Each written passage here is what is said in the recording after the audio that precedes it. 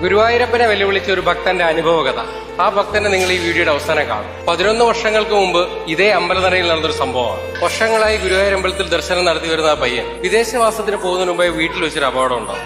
2-3 ദിവസം ഹോസ്പിറ്റൽ നിരീക്ഷണത്തിന് ശേഷമാണ് അവനും അവന്റെ കുടുംബം അറിയുന്നത് അവന്റെ സംസാരശേഷി നഷ്ടപ്പെട്ടു എന്ന്. ഏകദേശം 4 മാസത്തോളം നീണ്ട മരുന്നിലും മന്ത്രത്തിലും ഒന്നും അവന്റെ ശബ്ദത്തെ തിരിച്ചു കൊണ്ടുവരാനായില്ല. പിന്നെ അവന്റെ മനസ്സിൽ ഗുരുവായൂരപ്പനോടുള്ള ദേഷ്യവും ആത്മഹത്യകളെ പറ്റിയുള്ള ചിന്തയും മാത്രമായിരുന്നു. തന്റെ കുടുംബത്തോടൊപ്പം ഗുരുവായൂർ പോവുകയും ദർശനം നടത്തുകയും ചെയ്തു. ചിരിച്ചുകൊണ്ട് പ്രദക്ഷിണം തീർത്ത അവൻ ആഭരണങ്ങളെല്ലാം ജ്യേഷ്ഠന്റെ കയ്യിൽ ഊരി കൊടുത്തിട്ട് നേരെ പോയത് ആഴമേറിയ അമ്പലക്കുളത്തിലേക്കായിരുന്നു. അവന്റെ മാനസികാവസ്ഥ കണ്ട് മനസ്സിലാക്കിയ ഒരു വൃത്തൻ കുളക്കടവിൽ നിന്ന് അവനെ നേരെ കൂട്ടിക്കൊണ്ടുപോയത് ശയനപ്രദക്ഷിണം ചെയ്യുന്നതിന് വേണ്ടിയായിരുന്നു. കുടുംബക്കാരിൽ നിന്ന് അവന്റെ അവസ്ഥ മനസ്സിലാക്കിയ വൃത്തൻ ശയനപ്രദക്ഷിണം തീർന്നവരെ അവനോടൊപ്പം ചെയ്തു.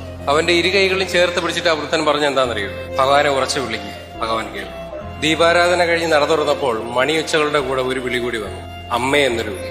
അതായിരുന്നു അവന് ശബ്ദം തിരിച്ചു കിട്ടിയ നിമിഷം. അതിനുശേഷം മണിക്കൂറുകളോളം ആ വൃദ്ധനെ അന്വേഷിച്ച് ഒരുപാട് നടന്നു. അങ്ങനെ ഒരാളെ കണ്ടെത്താനേ കഴിഞ്ഞില്ല. വിശ്വാസികൾക്ക് ഇതൊരു വിശ്വാസവും മറ്റുള്ളവർക്ക് ഇതൊരു കെട്ടുകഥയുമായിരിക്കും. എന്റെ കമന്റ് ബോക്സിലും ഇൻബോക്സിലും ഒക്കെ വരുന്ന മെസ്സേജുകളിൽ പറയുന്ന ഒരു പ്രധാന കാര്യം, നല്ല അവതരണം, നല്ല ടോപ്പിക്ക്, നല്ല ശബ്ദം എങ്ങനെ നന്നാവാതിരിക്കും?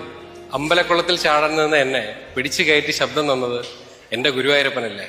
നാരായണനാമം ജപിക്കുന്ന ഓരോ ഭക്തന്റെയും മനസ്സിൽ ഗുരുവായൂരപ്പൻ ഒരു വിശ്വാസമാണ്, ഒരു പ്രതീക്ഷയാണ്, ഒരു അത്ഭുതമാണ്.